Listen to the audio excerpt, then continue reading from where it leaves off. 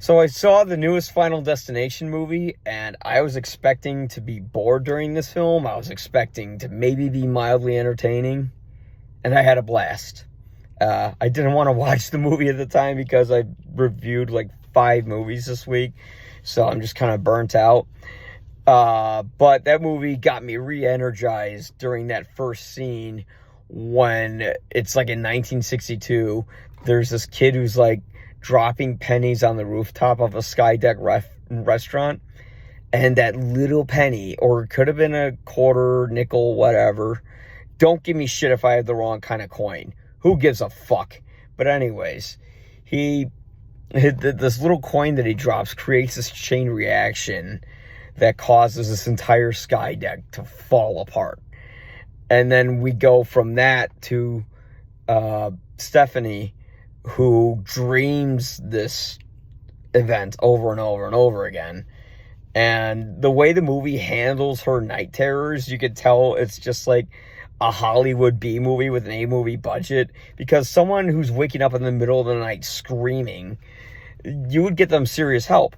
And instead, like, when she tells people about this, they're like, oh, get over it. Or they don't quite tell her to get over it, but in a way they do. I think they eventually do. But they kind of just blow it off, which I guess you could say is a commentary on people not taking mental health seriously. Although there's really nothing wrong with their mental health, so whatever.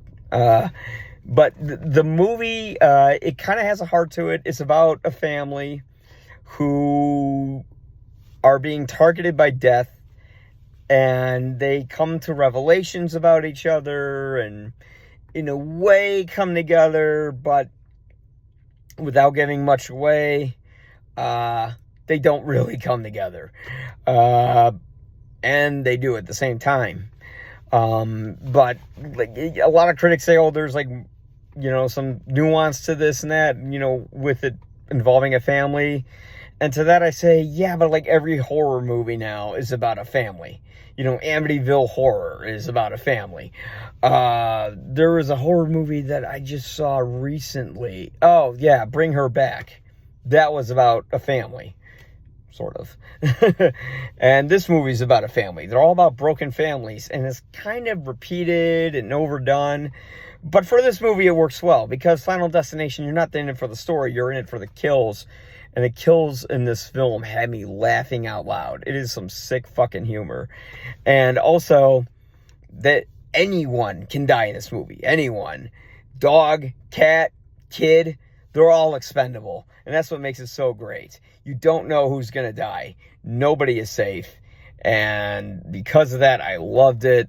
There was one shot in the movie I had to mention that just had me howling. When that little coin destroys that Skydeck restaurant, there's a scene where it bounces off a wall, I think, and it comes towards the camera, and it's done in slow motion, or also known as bullet time. And when I saw that bullet time shot of that coin going across the screen, I just lost it. But it was highly enjoyable. I gave it 3.5 out of 4 stars in my written review at ypareviews.com.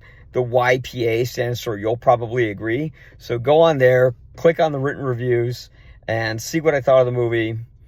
I thought it was a total blast. It really surprised me. And at the very last shot of the film, I pumped my fist up in the air and said yes. And when you see the movie, you'll know why. Okay.